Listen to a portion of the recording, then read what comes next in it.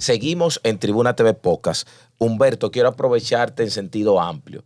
Tratamos en el bloque anterior lo de la reforma fiscal, la reforma constitucional. El presidente de la República esta semana dice que él va a ser un precedente, que él no vuelve más a la silla del poder. ¿Qué es lo que está pasando en verdad?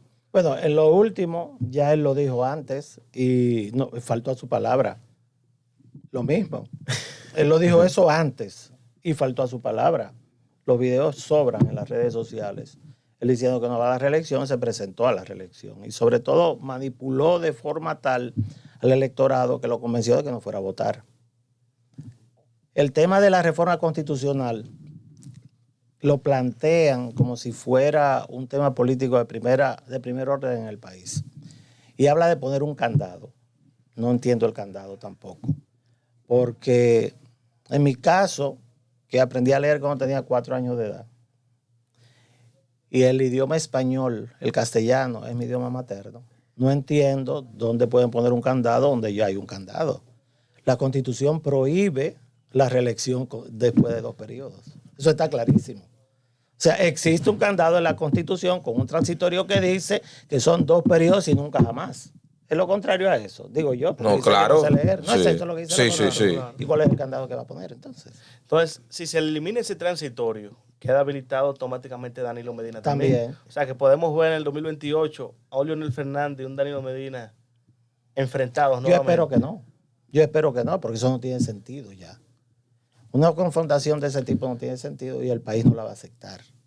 No le va a aceptar ni siquiera un intento de reelección a Luis Abinader tampoco. Y eso se puede ver desde ahora porque las terceras elecciones son casi imposibles en estos países. ¿Qué ocurre? Que si usted plantea eso, perfecto. Usted quiere quitar el nunca jamás, quítelo, pero no diga que para poner un candado. ¿El candado dónde está? ¿Cuál es el candado que va a poner para que nadie pueda entonces reelegirse? Porque lo cierto es que si el jueguito es ponerle, como dicen, un candado a la Constitución, ese mismo candado se puede abrir donde quiera que haya un presidente capaz de conseguir la tercera parte del Congreso o no. Sí, el candado no es tal. Y en el tema fiscal, bueno, el argumento tampoco se lo compro. Porque lo que ha habido en la República Dominicana es un dispendio de los recursos estatales en cosas superfluas que no es una inversión real que reditúe beneficios de modo tal que el país siga creciendo. Se ha gastado en tonterías durante casi 4 años y si no hay una obra grande no hay que enseñar. Muéstremela. ¿Cuál es la obra grande que hay que enseñar después de 4 años? El metro. La continuación del metro no está terminado. Le falta como un 30-35%. El teleférico, lo que sea de Santiago. El monorriel de Santiago tampoco está terminado. La presa de Montegrande, eso lo construyó Danilo Medina. Prácticamente todo. ¿Qué es lo que han hecho en todo este tiempo? Ahora que vamos a hacer un tren de aquí al aeropuerto. Eso es lo que van a hacer. ¿Qué es lo que van a hacer? Porque hasta ahora no han hecho nada. ¿Dónde está el dinero que se tomó prestado?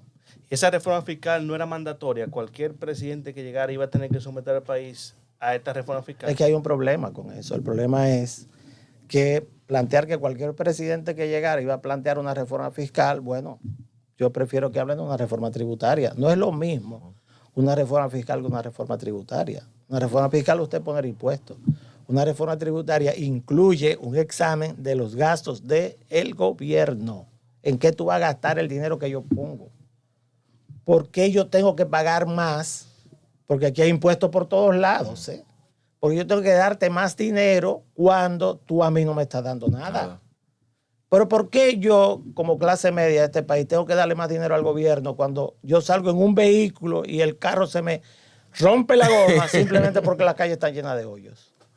Y porque inundada también. Ni siquiera hay una política de tránsito para yo decir, por lo menos me puedo ahorrar algo de la gasolina cara que compro con un 40% también de impuestos a la gasolina. O sea, nadie me está pagando eso. ¿Pero por qué? ¿Qué es lo que me están dando? ¿Por qué un clase media tiene que darle más dinero al gobierno y se va a sentir satisfecho cuando no le dan educación a sus hijos? ¿Y qué clase media de este país manda a un hijo a una escuela pública? ¿Para qué? Para devolverle la pobreza otra vez. No lo hace. Cuando yo veo a los funcionarios del gobierno, de cualquier gobierno, a la gente de clase media de este país, hacer un hospital público a que le den servicio de salud, bueno, entonces yo voy a decir que el servicio de salud es eficiente. Pero ¿cuál de nosotros va a un hospital público? Eso está lleno de haitianos ahora mismo, los hospitales públicos del país. Entonces, estamos hablando de un gobierno que no está dando nada para atrás. Entonces, perfecto. Vamos a hablar, cualquier gobierno, no importa el color partidario. Tú quieres hablar de reforma fiscal, ven, pero dime qué es lo que tú vas a gastar. ¿Cuál es el gasto que tú vas a tener para esto? El argumento, ni siquiera un argumento. Es lastimosa la afirmación del presidente Luis Abinader en la semanal de esta misma semana, valga la redundancia, que dice que para la atención primaria, pero por favor, la gente del sector salud debe enseñar al presidente de la República que atención primaria no es construir unidad de atención primaria. Atención primaria es una estrategia sanitaria que no tiene nada que ver con construir nada. ¿En qué van a gastar para implementar la atención primaria? La atención primaria es una decisión política, no es construcción de unidad de atención primaria. Pero ¿cuántas unidades de atención primaria que van a construir en este país? Si es que la estrategia no funciona y nunca se ha implementado, y eso tiene que ver un gran acuerdo entre el sector público y el sector privado. Que se entienda que tienen que leer la ley 8701 y cómo está construida la seguridad social en el tema de salud de la República Dominicana, que no se ha podido implementar después de 23 años de promulgada la ley, porque tienen que entender de qué se trata. Pero la reforma fiscal no es para mejorar los servicios de salud. La reforma fiscal es porque la deuda pública de la República Dominicana, que quede claro, es insostenible. Más del 30% de los ingresos fiscales del gobierno están siendo destinados al pago del servicio de la deuda cada mes. Comenzó un 25% a fines del año pasado y ahora anda por un 32%. Increíble. Que lo digan. Eso es lo que tienen que decir, que la deuda pública, esa deuda que decían que nosotros tenemos un techo fiscal enorme y que nosotros podemos seguir, de deuda enorme y que podemos seguir tomando deuda y más deuda. Ahora llegó el momento en que tenemos que pagar los intereses. Cuando yo hablo de servicio, hablo de intereses nada más. Para pagar los intereses de esa deuda, eso quiere decir que usted tiene que buscar un 30% aproximadamente de lo que le ingresa. Y si no realizan una reforma fiscal que garantice el pago de esa deuda, por lo menos de los intereses, ¿usted sabe lo que va a pasar? Lo que va a pasar es que va a aumentar el riesgo país de la República Dominicana y los intereses de la deuda van a subir. Eso es lo que pasa, que se entiende que estamos en un callejón sin salida y cuando venga con la idea, con la tontería, en pleno Palacio Nacional de hablar de servicio de salud, a mí me dio escozor oír eso, y que la atención primaria... Señor, usted no sabe lo que es la atención primaria. Dígale a su gente que expliquen de qué se trata. Ese no es el tema. El tema es la sostenibilidad de la deuda de la República Dominicana. ¿Lo van a hacer o no lo van a hacer? Ahora, yo sí voy a decir lo siguiente. Déjeme decirle algo. Ustedes dos son abogados, ¿verdad? Sí.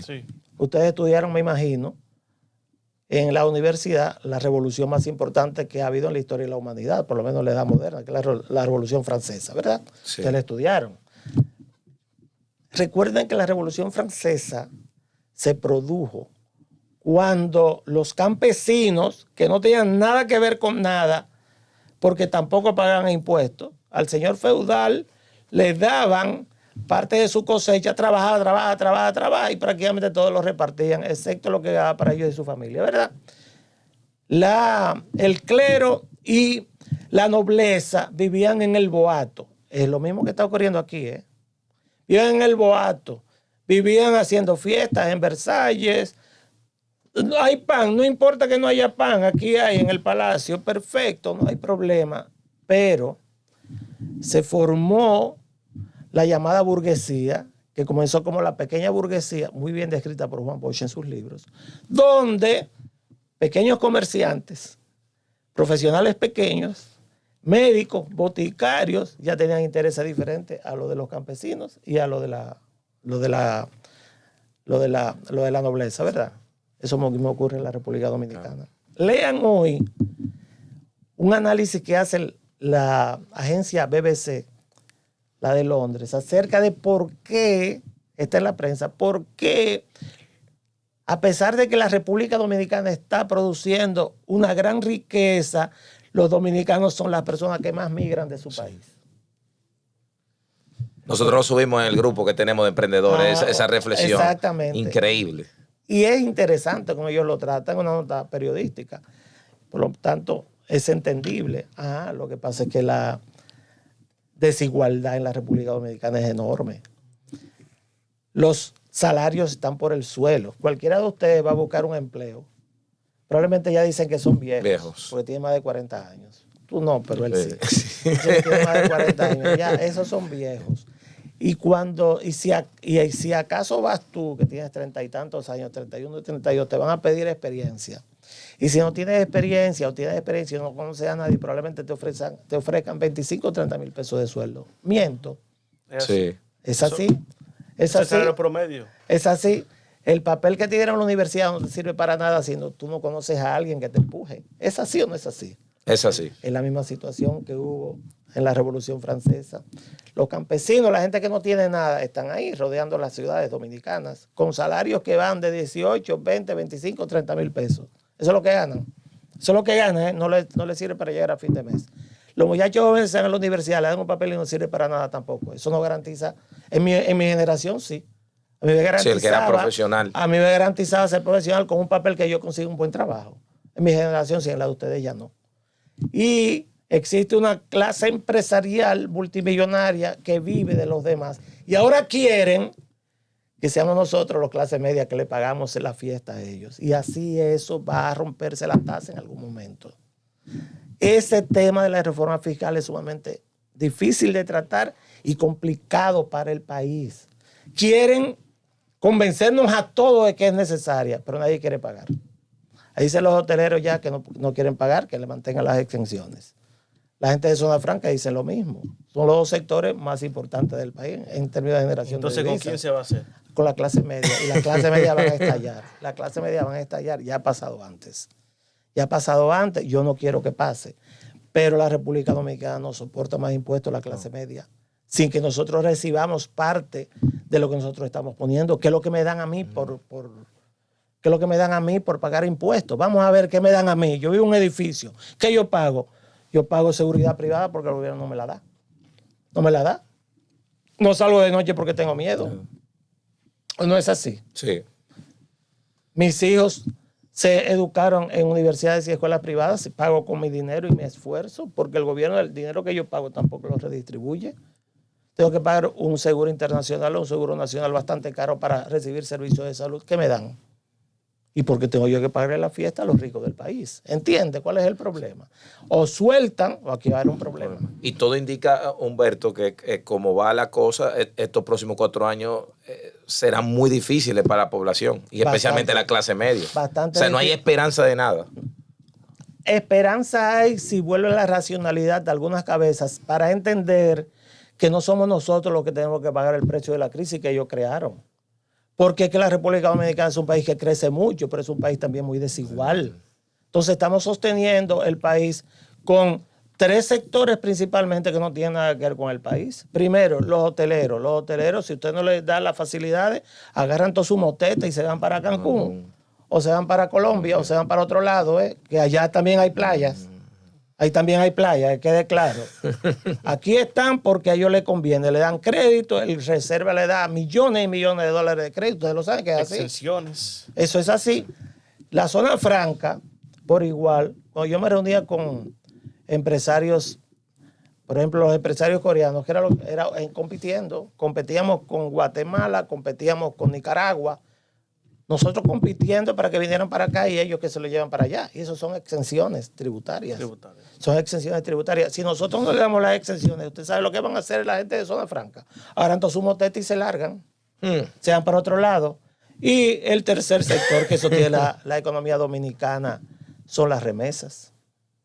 Son las remesas. 10,000, 12,000 millones de dólares de remesas al año. Eso es lo que sostiene esta economía. Nosotros tenemos que poner de acuerdo lo que vamos a hacer por este país, porque por donde vamos no es buen lugar hacia donde vamos.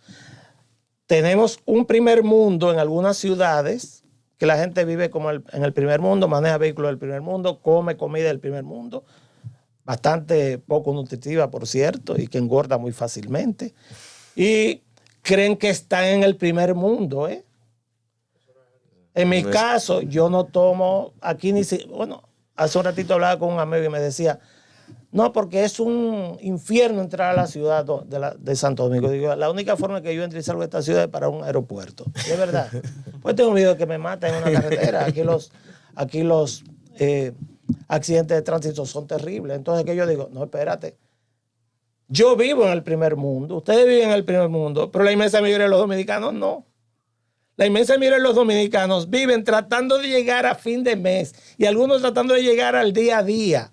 Y endeudados hasta la coronilla, tratando de imitar la vida que nosotros tenemos. Dios. Eso es que se vive en la República Dominicana, o es que no nos damos cuenta de dónde es que estamos. Y ante esa situación, ¿qué rol debe de jugar la oposición? Porque la oposición política tiene que jugar un rol importante ante estos temas. Y vemos los resultados que obtuvo la oposición. ¿Qué rol debe jugar ahora? Por ejemplo, el caso de Leonel Fernández. ¿Cómo quedó Leonel, la fuerza del pueblo, con un liderazgo opositor en este proceso? Leonel quedó en segundo lugar. La Fuerza del Pueblo cree que es el partido opción para el año 2028 y están pensando en eso. Pero todo es un proceso en la vida. La vida es un proceso. Y ese proceso incluye lo siguiente, que los que nacieron, eso es el 28, ¿verdad? Que los que nacieron en el año 2010, en el 2010 ya Leonel estaba llegando al final de su tercer mandato. Eso van a votar ya en el 28. Son votantes. Un país donde el 74% de los dominicanos no adhiere a ningún partido político. Un país donde los partidos emergentes por primera vez le pasan a los partidos tradicionales. Por ejemplo, una candidatura de las llamadas candidaturas que principalmente trabajan con imagen, porque son candidaturas de imágenes. La del cobrador Roque Paya es una candidatura de imagen, una candidatura combativa, una candidatura de discurso, pero no tiene una sola propuesta. Tierra Arrasada salió en cuarto lugar. Eso se llaman candidatos de audiencia. Es decir, construyen un perfil a partir de una gran cantidad de gente que los está escuchando. ¿Quién quedó en quinto lugar? Un partido nuevo también, que queda por allá abajo, 28, 29, Opción Democrática. Virginia Antares Rodríguez quedó en quinto lugar en la votación. No quedaron los partidos tradicionales. Los tradicionales prácticamente ni existen ya. Eso quiere decir que hay una evolución hacia una nueva forma de hacer política. La República Dominicana es, en América Latina, junto con tres países más, los únicos que tienen partidos políticos tradicionales que todavía existen. Ya el último, que es el PLD, se está yendo. Paraguay, donde el Partido Colorado es todavía poder, que es un partido tradicionalísimo, es el partido de Stroessner. En Uruguay, donde la derecha en este momento, que es la contraria al Frente Amplio, que son los partidos tradicionales de derecha e izquierda en Uruguay, es la que está en el poder. Y Honduras, que ahora está a la izquierda, y el Partido Nacional, el partido de derecha, es el que se perfila como el próximo ganador electoral. Después, en ningún lugar existen partidos tradicionales. Y llegó la hora de eso aquí. Pasó en México también ahora, que incluso que la alianza PAN-PRD perdió. Y hoy leí que el PRD de México perdió su reconocimiento como partido. También. Y fue un partido que gobernó. Se está repitiendo. Que el propio López Obrador fue parte del PRD. O sea que tú tienes una situación en la cual hay una evolución hacia una política diferente. Si la Fuerza del Pueblo con Leonel plantean hacer el mismo tipo de política, simplemente también la historia los dejará atrás. Yo creo que el país está listo para recibir nuevos liderazgos, personas con un discurso, por lo menos desde el punto de vista técnico, político y académico, que pueda ser creíble, porque me da miedo personas como yo he visto, que las he mencionado aquí, con un discurso que no se corresponde con una realidad social y económica del país, que puedan acceder al poder, que ha ocurrido en otros lados. Hay que recordar que Pedro Castillo en Perú, uno de los países más ricos de América Latina. Perú no es cualquier cosa, pero es el país de Haya de la Torre. O sea, una de las lumbreras principales de la política latinoamericana.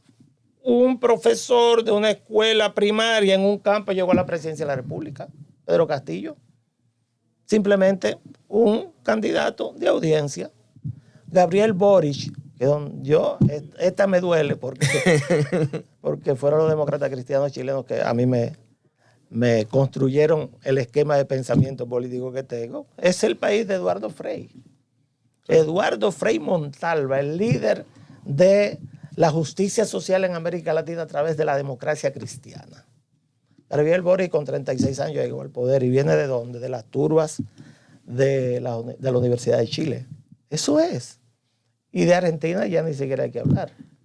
Javier Milei ganó y se metió en el bolsillo a los radicales, a los comunistas, y sobre todo el Partido Justicialista. Se lo echó en el bolsillo en la segunda vuelta y es hoy el presidente de Argentina. O sea, tú tienes... Es que me viene a la cabeza todo. En Colombia eran conservadores y liberales. Toda la historia política colombiana, esos dos partidos. Los conservadores sacaron menos de un 2%. Y los liberales por ahí también, un 3%. Y hoy Petro, que era un guerrillero del M-19, el presidente de Colombia. O sea que tú tienes una situación de cambio que aquí pretendemos que no va a cambiar. Y eso no es cierto. Eso no es cierto. El PRM, por ejemplo, tiene como 14 candidatos a la presidencia. Ellos creen que todo el mundo llega a la presidencia. O sea, una serie de circunstancias son las que te llevan a la presidencia. Entonces aquí creo que el país está preparado para que llegue un liderazgo nuevo, que puede sumar a toda la oposición detrás de él. Que Leonel, que no quiere renovarse, porque su campaña es una campaña dirigida hacia personas de mi edad, que quede claro. Y yo también quiero muchísimo a Leonel, pero Leonel tiene que cambiarme hasta los eslogans. Y como Leonel me sale, yo cuando escuché eso me puse la mano en la cabeza. Dice, estamos aquí por estar embullados, nosotros sabemos que estamos ganando. Usted sabe que cuando yo oía eso, cuando yo iba en la secundaria a la Universidad Autónoma de Santo Domingo, a las marchas, o sea, en esa época escuchaba yo eso. ¿Cómo usted me viene a traer una consigna así en esta época? Yo me ponía la mano en la cabeza. Digo, es que no puede ser. No conectan con la gente joven. Usted para conectar con la gente joven, usted no tiene que ser joven. No tiene que tener la edad de ellos. Tiene que adaptarse a su pensamiento y a sus intereses. Esa es la idea. Entonces usted tiene que pensar como ellos y tratar de transmitirles parte de su experiencia para que ellos entiendan que usted es su aliado. No necesariamente que hay un gap, un abismo entre las generaciones. Donald Trump es el líder de la gente joven en Estados Unidos y tiene 77 años. Y entonces, no es Humberto. un tema de edad, ¿no? La espera valió la pena. ¿Con cuál? Con esta entrevista. ¿Y por qué? Porque yo tenía un tiempo escribiendo que quería que estuviera aquí de nuevo y me siento muy contento porque una cátedra. Una cátedra. No, que va. Yo lo que hago es pasar mi experiencia, nada más. A mí me gusta mucho. Darle las gracias a todos nuestros seguidores. Será hasta una próxima entrega.